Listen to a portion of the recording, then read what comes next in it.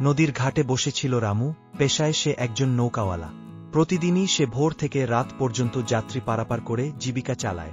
কিন্তু আজ সারাদিন বসে থেকেও তার নৌকায় কোনো যাত্রী ওঠেনি।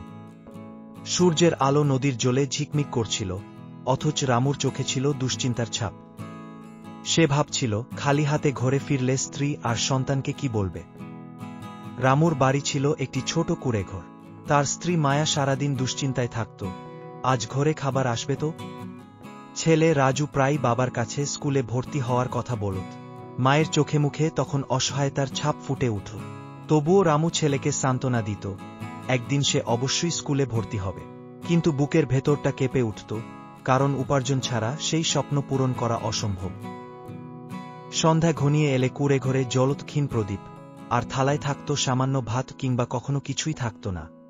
মায়া আর রামু শুয়ে থেকে নিজেদের দুঃখ ভাগ করত। মায়া প্রায় বলত, তারা না খেয়েই থাকে, অথচ কিছুদিন আগে তারা এক বৃদ্ধ ভিখারিকে খাবার দিয়ে এসেছিল। তখন রামু উত্তর দিত, হয়তো ঈশ্বর তাদের পরীক্ষা নিচ্ছেন। পরদিন আবার ভোরে রামু নৌকা নিয়ে নদীর ঘাটে গিয়ে বসে। সেদিনও কোনো যাত্রী আসে না। ঠিক যখন সে হাল ছেড়ে দিতে যাচ্ছিল, তখন আগের সেই বৃদ্ধ ভিখারিকে নদীর তীরে দেখা যায়। রামু কোনো দ্বিধা ছাড়াই বলে, তাকে বিনা ভাড়ায় নদী পার করিয়ে দেবে। বৃদ্ধ নদী পার হয়ে যাবার সময় রামুর হাতে একটি পাত্র তুলে দেয়। মুখে শুধু বলে, এটি তোমার জন্য।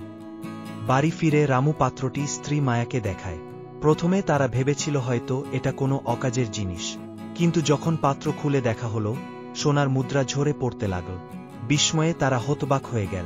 মুহূর্তেই তাদের কুঁড়েঘরে আনন্দ আর স্বস্তি নেমে এলো।